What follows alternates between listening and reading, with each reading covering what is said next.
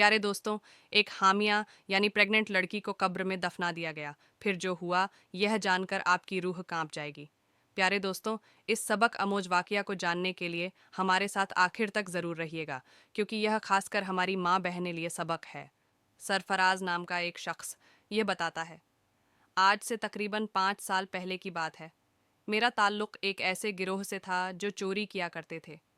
चोरी करने के बाद हम अलग अलग होकर कहीं छुप जाया करते थे ताकि पुलिस हमें पकड़ ना ले। एक मर्तबा रात में किसी बैंक को लूटने के बाद मैं और मेरे साथी फौरन से फरार हो गए। मेरे साथी तो फरार हो चुके थे, लेकिन मैं पुलिस की नज़रों में आ गया और पुलिस मेरे पीछे पड़ गई। मैं तेज़ी से भागता हुआ अलग अलग रास्ते बदलता रहा और आखिरकार पुलिस की नज़रों से छुपने में कामयाब हो गया। फिर मैं एक बस पर बैठ गया और दूर कहीं जाकर उतर गया। जहाँ मैं उतरा था उस जगह के बारे में मुझे कुछ भी मालूम नहीं था। मुझे बस एक ही फिक्र थी कि कहीं पुलिस मुझे पकड़ ना ले। मैं जिस जगह उतरा था वह बिल्कुल सुनसान इलाका था। दूर दूर तक कोई आबादी नज़र नहीं आ रही थी। सामने एक कब्रिस्तान था, तो मैं चलते चलते कब्रिस्तान तक पहुंच गया। 14 का चांद चमक रहा था, जिसकी वजह से सब कुछ साफ साफ दिखाई दे रहा था।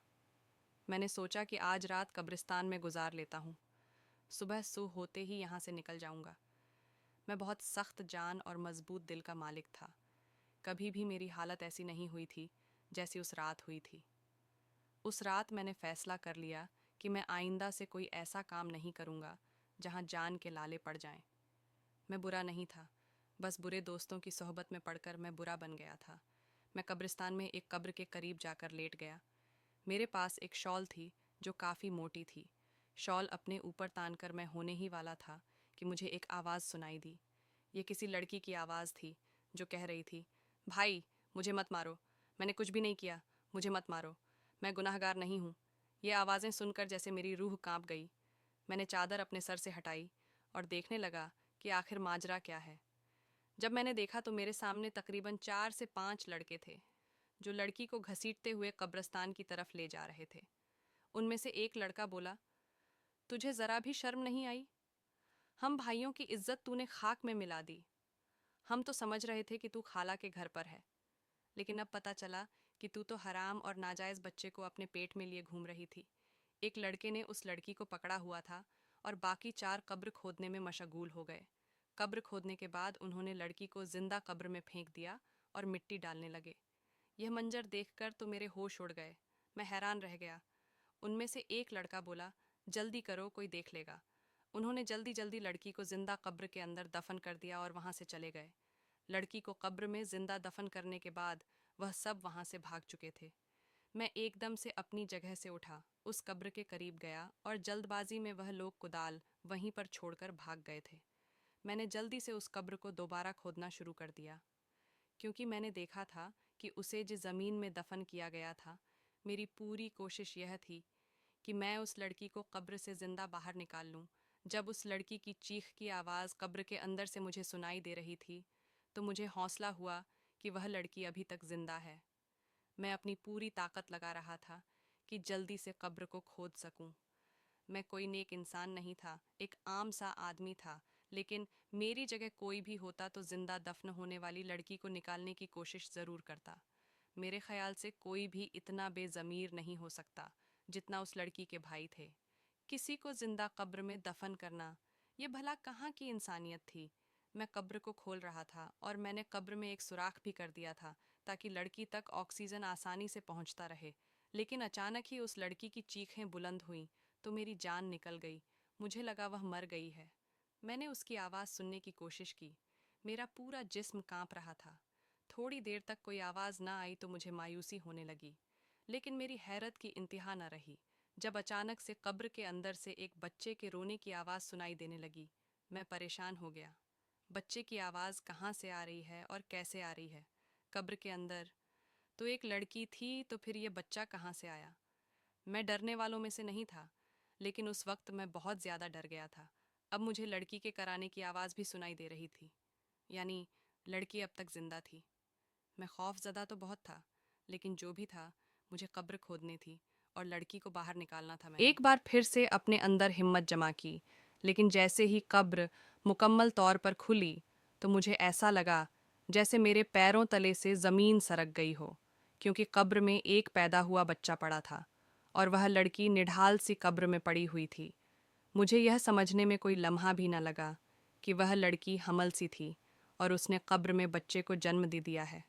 मैंने हिम्मत करके उस लड़की को और उसके बच्चे को कब्र से बाहर निकाला। मेरी जो शॉल थी उसे मैंने उस लड़की के जिस्म पर ढाँप दिया।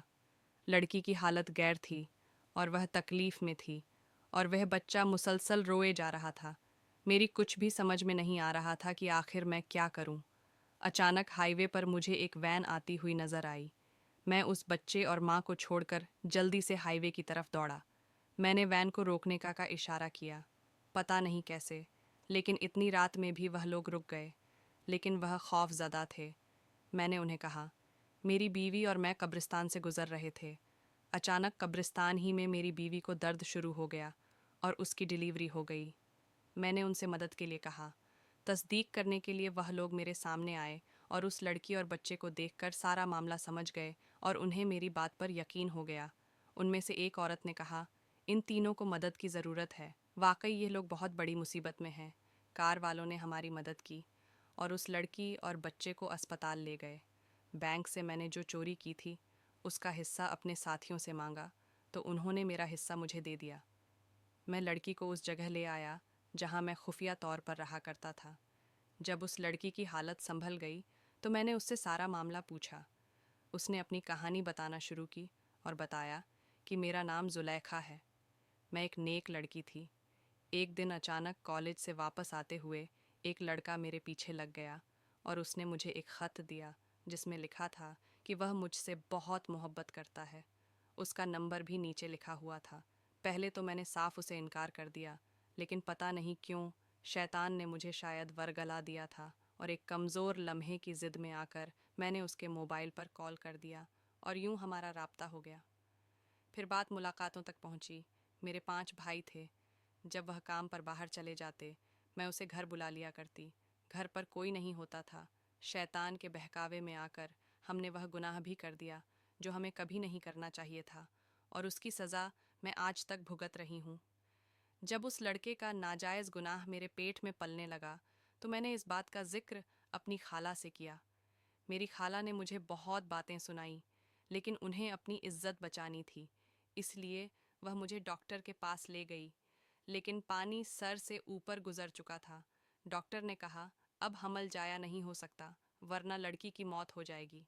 मैंने उस लड़के से राब्ता किया और कहा कि अपना रिश्ता मेरे घर भेज दे। तो आगे से उसने कहा, यह बच्चा ना जाने किसका है और मैं उस पर इल्ज़ाम लगा रही हूँ और मुझ जैसी बद किरदार लड़की से वह कभी शादी नहीं कर सकता। अब मामला संगीन हो चुका था। मेरी खाला ने कहा, अगर तुम्हारे भाइयों को इस बात के बारे में पता चल गया तुम जान से जाओगी।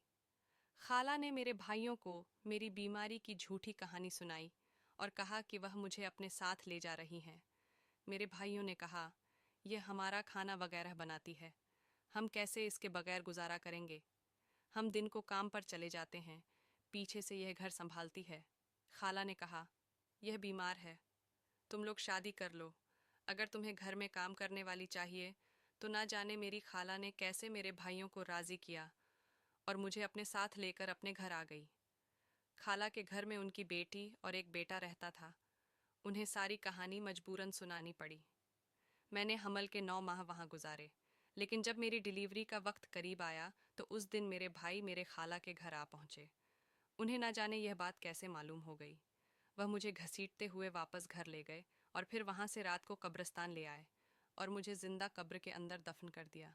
जब मुझे कब्र के अंदर दफन कर दिया, मेरा दम घुटने लगा। मैं चिल्लाने लगी और मैं अल्लाह से मदद मांग रही थी। मैं तकलीफ़ में रो रही थी, कराह रही थी।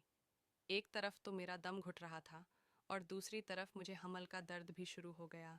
मैंने सच्चे दिल से अल्लाह की बारगाह में तौबा की कि आइंदा मैं कभी कोई गुनाह ना करूंगी और मैंने गुनाह ना करने का पक्का इरादा किया और अल्लाह से दुआ मांगती रही। मैंने कहा, मैंने रोज़ा रखी, नमाज पढ़ी, तहज्जुद अदा की और मैं गुमराह हो गई। ऐ मेरे रब, मुझे आखिरी मौका दे दे, मुझे इस कब्र से निकाल दे। मैं सारी जिंदगी कभी कोई गुनाह ना करूंगी। अगर मेरी कोई नेकी तुझे कभी पसंद आई हो तो उसके बदले मुझे आज यहाँ से निकाल दे। मैं उस वक्त जानती थी कि आधी रात को कब्रिस्तान में कोई भी मुझे बचाने नहीं आएगा, लेकिन उस वक्त अल्लाह को मैंने दिल से पुकारा था और मेरा यकीन कामिल था। उन लोगों ने कब्र में ज़्यादा मिट्टी नहीं डाली थी। इसके बाद तुम आ गए। तुमने पहली कोशिश ही में मेरे लिए हवा का रास्ता खोल दिया था। एक पल को मुझे ऐसा लगा कि शायद मेरे भाई वापस आ गए मुझे निकालने के लिए, क्योंकि उस वक्त उनके सिवा कब्रिस्तान में कोई और मौजूद नहीं था। लेकिन फिर मेरा दिमाग काम करना बंद कर चुका था, क्योंकि बच्चे की पैदाइश का वक्त करीब आ चुका था। कितनी अजीब बात है ना। मैं यह सोचकर हैरान हूं कि मेरा बच्चा कैसा बचा है, जिसने अपनी पहली सांस कब्र के अंदर ली। लोग दुनिया में आते हैं और आखिरी सांसों को पूरा करने के बाद अपनी कब्र में जाते हैं, लेकिन इस अनोखे बच्चे की ज़िंदगी की शुरुआत ही अनोखी थी, जिसने ज़िंदगी की पहली सांस कब्र के अंदर ली थी।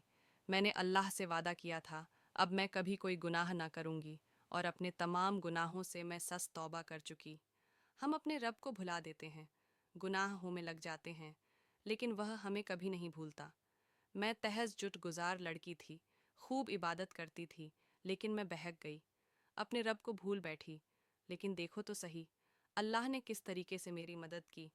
और आज मैं यह सोच रही हूँ कि कैसे मैंने अपने इतने मेहरबान रब की नाफरमानी की थी, उस शख्स की खातिर जो बदकिरदार का इल्ज़ाम लगाकर मुझे बीच राह में छोड़कर चला गया। सरफराज कहता है, जुलेखा अपनी कहानी सुनाकर फूट फूट कर रोने लगी, तो मैं भी सोच में पड़ गया। यह तमाम वाक़या मेरे लिए भी बहुत ही इबरतनाक था। मैं भी इस वाक़या का हिस्सा था। उसी वक्त मैंने भी अल्लाह की बारगाह में अपने तमाम गुनाहों से सच्ची तौबा कर ली, और मैंने जुलेखा के साथ निकाह करने का फ़ैसला कर लिया। जुलेखा से शादी का फ़ैसला सिर्फ मैंने अपने अल्लाह की रज़ा के लिए किया था, ताकि अल्लाह मेरे पिछले तमाम गुनाहों को माफ़ फरमा दे। आज मैं इल्म रखने वाला बंदा हूँ। मैंने इस्लाम के बारे में बहुत कुछ सीखा है। मेरी बीवी औरतों को दर्स देती है, और अल्लाह के फ़ज़ल करम से हम खुशहाल ज़िंदगी गुजार रही हैं। आज महसूस होता है कि ज़िंदगी में हर तरफ सुकून है और नूर ही नूर है। सुभान अल्लाह। प्यारे दोस्तों, उम्मीद करते हैं कि आज की हमारी यह वाक़या आपको पसंद आया होगी। अगर आया है तो सबसे पहले आपको अपने फैमिली, दोस्तों, रिश्तेदारों में वीडियो को शेयर ज़रूर करें, क्योंकि उन्हें भी इबरत हासिल होगी। और चैनल को सब्सक्राइब करके कमेंट बॉक्स में अल्लाह हू अकबर ज़रूर लिखिए। शुक्रिया।